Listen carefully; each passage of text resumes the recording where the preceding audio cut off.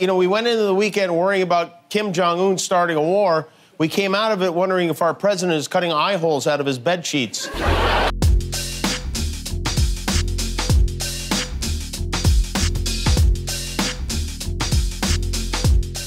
On Saturday, there was yet another terror attack on American soil. This one was allegedly perpetrated by a white supremacist named James Field against a group of protesters in Charlottesville, Virginia.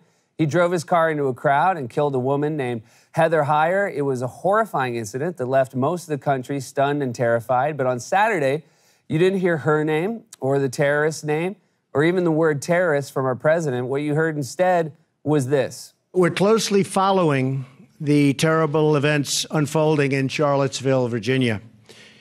We condemn in the strongest possible terms this egregious display of hatred, bigotry, and violence on many sides.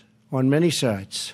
There were two sides, not many sides, and one of those sides had Nazis on it. All he had to do is condemn the Nazis. He's known for criticizing things. If only the president was as mad about neo-Nazis murdering people in the streets as he's been about Hillary Clinton, the New York Times, CNN, Joe Scarborough, Kristen Stewart, the cast of Hamilton, Diet Coke, Nordstrom's not selling his daughter's clothes, Arnold Schwarzenegger, the mayor of London, Sadiq Khan, me, the state of New Hampshire, Gold Star Families, Penn Jillette's Las Vegas show, the movie Django Unchained, Meryl Streep. Mr. President, these white nationalists. Mr. President, do you want the support of these white nationalist groups who say they support you, Mr. President? Mr. President, have you denounced them strongly enough? A car plotting a group of people, would you call that terrorism, sir? So here is the problem. Here is the problem with that. A non-answer in a moment like this is an answer. If you had asked me, have you ever been aroused by the fairies in Zelda, the Ocarina of Time? And I responded by slowly and silently walking away from you, you would know exactly what I was saying. After the president blew the easiest condemnation of all time, Trump took criticism from many sides, many sides. But he did get praise from one group, neo-Nazis. One prominent white power website wrote, Trump comments were good. He didn't attack us. He just said the nation should come together. Nothing specific against us. But of course, Nazis weren't the only ones praising Donald Trump. So was the Klan. Like former KKK Grand Wizard and current taxidermy lizard David Duke. Seen here being racially superior.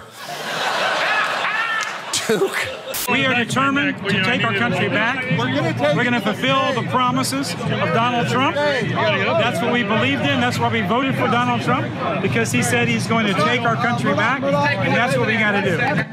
I've got to say, David Duke and the Nazis really seem to like Donald Trump, which is weird because Nazis are a lot like cats. If they like you, it's probably because you're feeding them. Also, after much prayer and reflection, the president this morning decided to take the difficult step of condemning Nazis in the Klan, which was big for him because this is the sort of thing that could alienate his base. But even he knew he had to say something, and so after a few minutes of bragging about the economy, he did.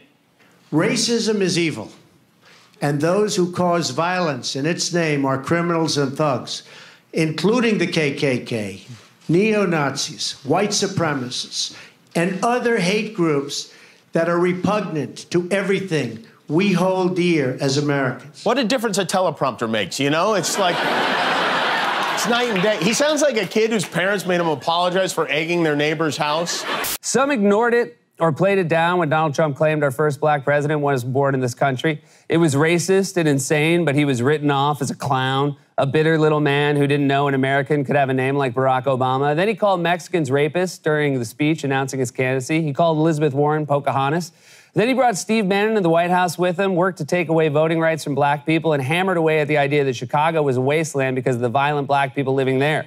And now white supremacists and American Nazis are visible and energetic and demonstrative in a way we've not seen in our lifetimes. The fact that it took the president 2 days to come out and clearly denounce racists and white supremacists is shameful. And I think he finally spoke out because people everywhere stood up and said something.